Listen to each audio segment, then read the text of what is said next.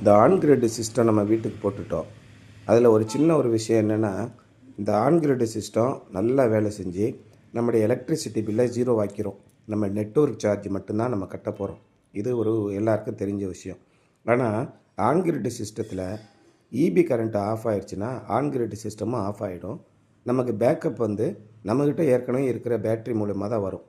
இப்போ இந்த மாதிரி பவர் கட் பண்ணுறது சனிக்கிழமை மாதிரி மெயின்டெனன்ஸ்க்காக ஒரு நாள் முழுமைக்கும் கட் பண்ணாங்கன்னா பேட்ரி தீந்துரும் இல்லையா? இல்லை ஏதோ ஒரு விபத்துனால 2 நாள் 3 நாள் கரண்ட்டு வராமல் இருந்துச்சுன்னா அப்போ எப்படி பேக்கப் கொடுக்குறது?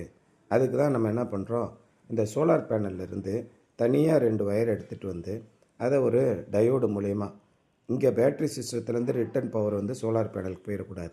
அந்த மாதிரி டயோடு மூலயமா கனெக்ட் பண்ணி ஒரு எம்பிபிடி கொடுத்துட்டோம் அப்படின்னா எவ்வளோ ஆம்பியர் வந்துக்கிட்டு இருக்கு என்ன ஏதுங்கிற விவரத்தோட இந்த பேட்டரியை ஃபுல்லாக சார்ஜ் பண்ணிடும்.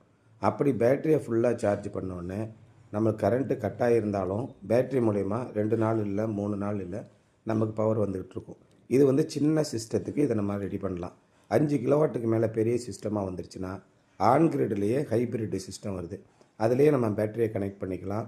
சப்போஸ் மின்சாரம் கட் ஆகியிருந்தால் கூட அந்த ஹைப்ரிட் சிஸ்டத்தின் மூலயமா நம்ம லைட்டு ஃபேனை ஓட வைக்கலாம்.